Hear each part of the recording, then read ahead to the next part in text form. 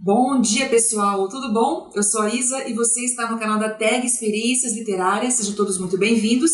E hoje a gente vai conversar um pouquinho sobre o livro que veio na caixinha de janeiro de 2018, aqui no quadro Resenhas e Reverberações. E o livro da vez é Retorno a Brideshead, do autor britânico Evelyn Waugh, e foi uma indicação do Luiz Fernando Veríssimo. E eu andei dando uma olhadinha lá pelo aplicativo da Tag, o comentário das pessoas pelas redes sociais, e o pessoal não gostou muito do livro não, tá? Eu já adianto que eu gostei bastante do livro, mesmo porque o assunto me interessa muito, que é a decadência da aristocracia inglesa no período entre guerras. E quando eu fiquei sabendo que a gente ia receber esse livro, do que ele se tratava, na mesma hora me veio na cabeça a série Downton Abbey, que é uma série que eu adoro. Muitos de vocês devem conhecer, né? Quem não conhece, recomendo bastante que vocês assistam, porque é bem legal. Inclusive, ela veio citada na revistinha, né, junto com o livro. E o livro começa com uma cena de exército, de quartel, na verdade, e os homens têm que sair numa determinada missão, e no meio dessa missão, no meio do caminho, eles encontram um castelo, uma casa muito grande, muito bonita, e o Charlie, que é um dos personagens principais do livro, começa a ter lembranças daquele lugar, que é Brideshead, o nome da propriedade, que é o nome do livro. E então ele começa a contar pra gente as experiências que ele viveu naquele lugar e com aquela família. E eu gostei bastante desse início do livro, sabe? Porque essa aura de universidade, de conhecer um pouquinho mais de Oxford, da rotina deles, do que eles faziam, eu achei bem interessante. E desde o início eu já achei a escrita do Evelyn bastante elegante e que condizia também com o cenário que ele descrevia em Oxford, aqueles meninos todos arrumadinhos, né, com a gravata de uma cor. Achei bacana. E é em Oxford que o Charlie conhece Sebastian, outro personagem principal do livro. O Charlie não era nenhum pobre coitado, mas ele vinha de uma família normal, sabe, sem impostos, uma família comum. Já Sebastian era completamente o oposto do Charlie, era uma pessoa, um menino, um rapaz muito bonito, que exercia certo magnetismo em relação a outras pessoas, inclusive a outros homens, porque ele era muito bonito, muito interessante, muito rico. Ele era um dos proprietários, ele vivia aqui nesse palácio, né, de Brideshead. E desde o início, Sebastian se mostrou um personagem muito complexo, porque ele tinha umas questões lá internas. Ele não queria voltar à propriedade, ele não queria apresentar a Charlie à sua família, e ele andava com um ursinho, né, para lá e para cá, ele conversava com o ursinho. Era um personagem infantilizado por algumas atitudes, né, e até mesmo pela presença desse ursinho. E eu achei que já de início o autor quis colocar uma caricatura, uma alegoria bem explícita em cima de Sebastian, né? Porque ele era um menino muito bonito, muito mimado, aqueles que a gente fala que é criado com vó em casa de carpete. Tive que fechar um pouquinho a janela porque tava muito barulho. Enfim, então pessoal, de cara eu já enxerguei que o Evelyn quis mostrar pra gente que o Sebastian era gay. Mas enfim, depois eu volto com esse assunto. Mas como eu ia dizendo em relação à escrita, eu achei a escrita muito elegante e eu achei que o autor conseguiu cumprir o que ele se propôs, que foi criticar a sociedade, a aristocracia inglesa no período entre guerras, na época da decadência dessa aristocracia. E lendo a revistinha da Tag, a principal característica do autor é ser sátiro com as coisas. E ele foi. Eu senti essa ironia, um texto irônico o tempo todo, sabe? Outra coisa que eu gostei bastante no livro foi o contexto histórico. Como eu disse no início do vídeo, é um período que me interessa bastante, o período entre guerras. E a ambientação que o autor fez dos personagens em relação a esse período eu gostei muito. Mostrou como que os personagens foram atingidos ou não, né, por essas guerras, por essas revoltas. Mostrou muito bem também como a sociedade, a alta sociedade, né, a aristocracia lidava com isso. Parecia que eles eram inatingíveis. A guerra estava acontecendo ali e parecia que eles, talvez, quem sabe. Então, eles se sentiam muito superiores a isso tudo. Inclusive, quando aconteceu a Revolta dos Carvoeiros, que foi um movimento dos trabalhadores muito importante na Inglaterra, nesse período, eles achavam que era simplesmente uma bobajada, né? Para que esse exagero todo, né? Que as pessoas não tinham direito de fazer revolta, enfim. E outra coisa, eu achei que o autor conseguiu mostrar perfeitamente pra gente como era a vida dessas pessoas, como era aquela vida fútil, aquele vazio existencial sem nada para fazer.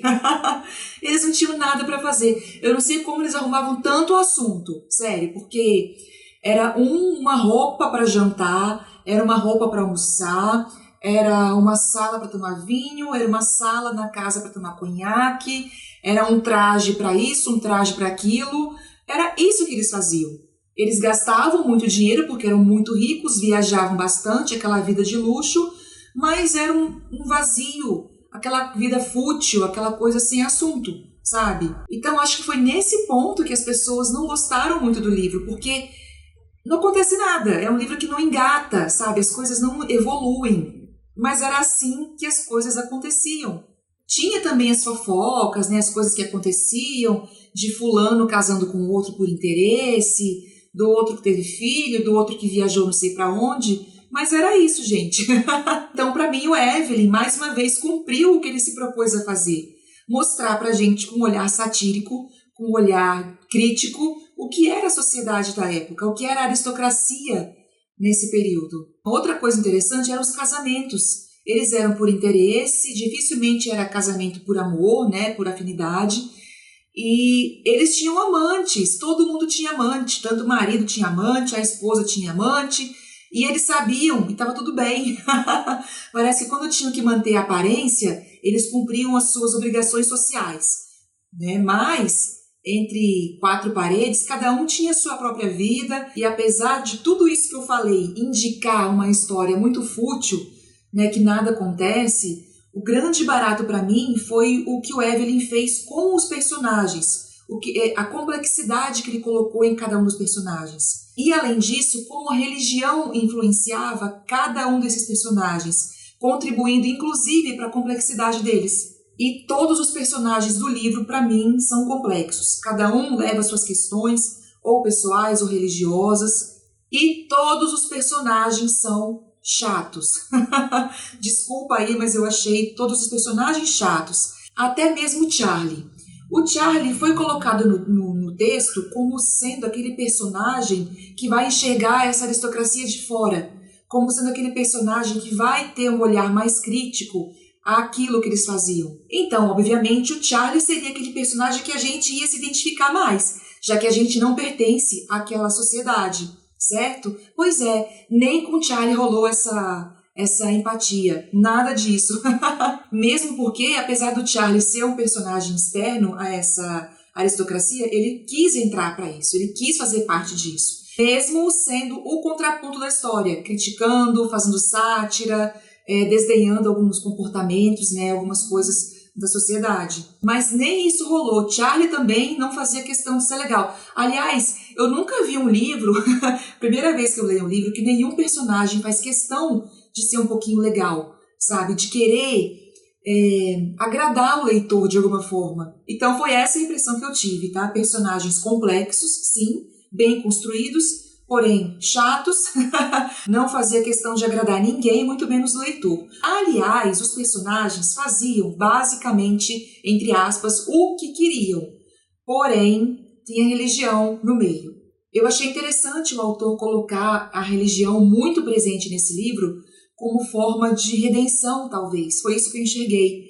Porque foi isso que aconteceu na vida do próprio autor. Como a gente ficou sabendo através da revistinha, no final da sua vida, o autor virou um católico fervoroso. E ele colocou também no livro uma presença muito forte da religião.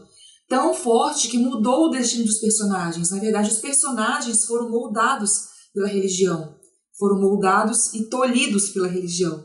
Só que eu não consegui me decidir se a religião aqui no livro era uma forma de exaltação da religião ou se era uma crítica velada, porque os personagens também tinham esse conflito de dever obediência ao catolicismo, de obedecer às regras religiosas, mas também de não concordar com várias delas. Então a gente tem aqui a mãe de Sebastian, por exemplo, que era uma personagem extremamente católica e devota, que criou os filhos nesse contexto religioso, só que o marido, né, o pai de Sebastian, já falou que não era católico e aí foi excomungado pela igreja, foi morar em outro lugar, se separaram.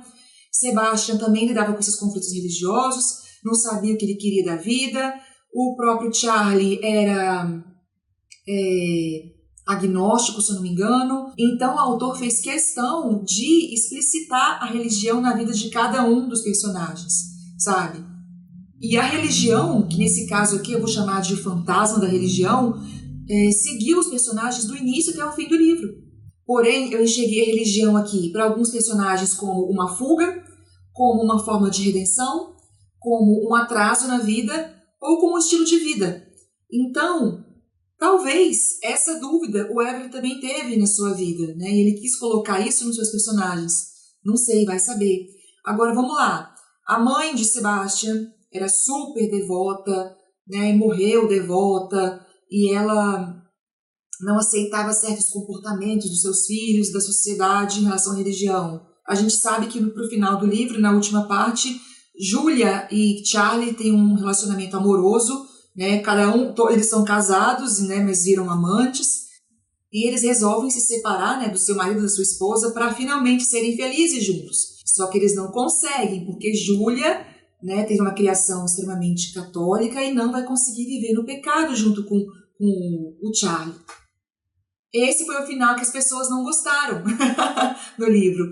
Eu, sinceramente, pessoal, eu não tenho problema com finais infelizes, mas esse final foi simplesmente, como é que eu posso dizer?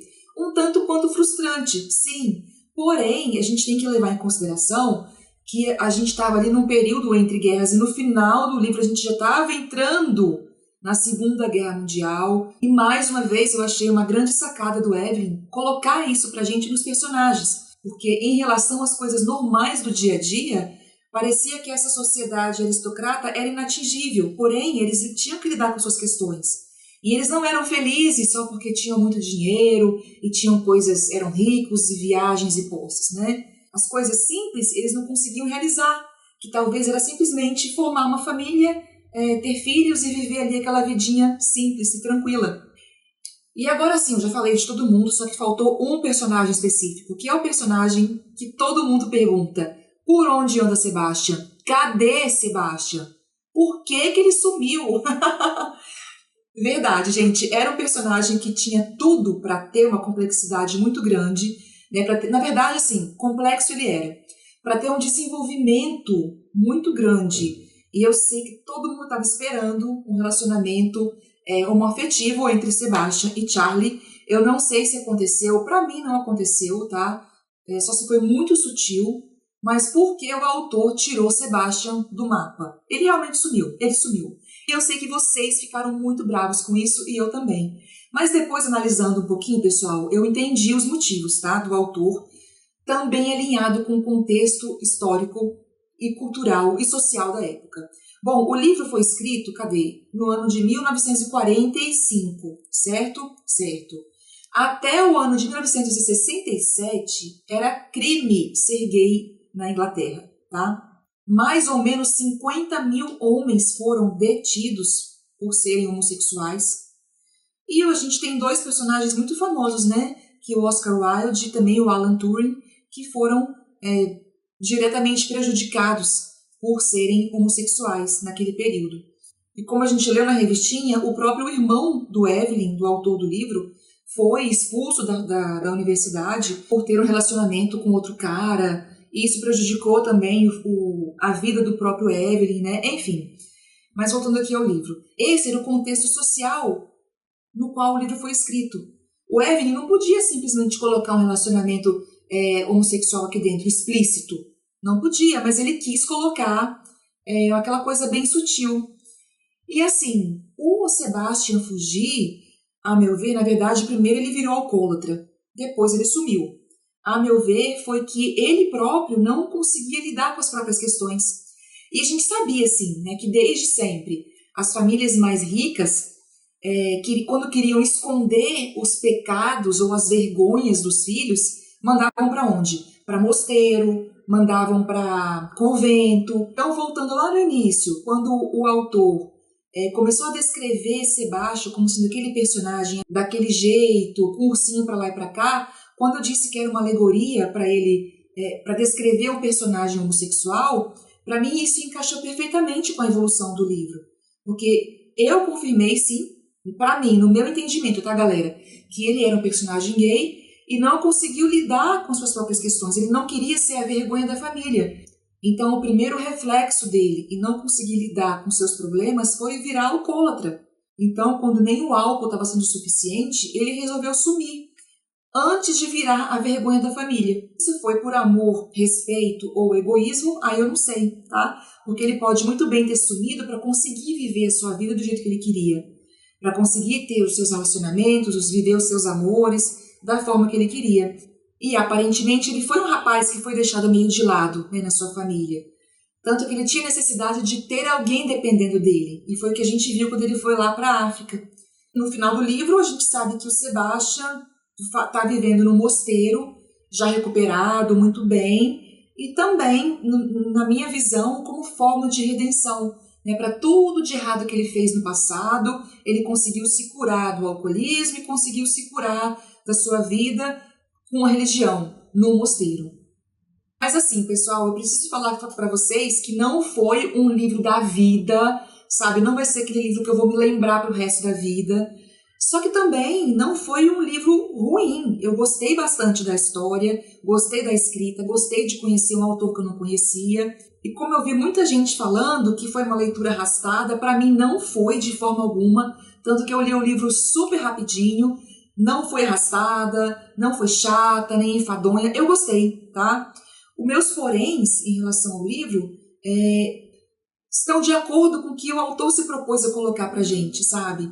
E eu confesso que no início eu esperava uma entrega maior em relação ao livro, só que depois que eu fiz esse monte de análise e eu percebi que o Evelyn quis simplesmente colocar um retrato da época, né, um retrato daquela sociedade e mostrar pra gente como funcionava, sem grandes floreios e sem muitas tramas paralelas, eu entendi que por isso ele entregou realmente o que ele se propôs a fazer. Então, eu gostei do livro por causa disso também.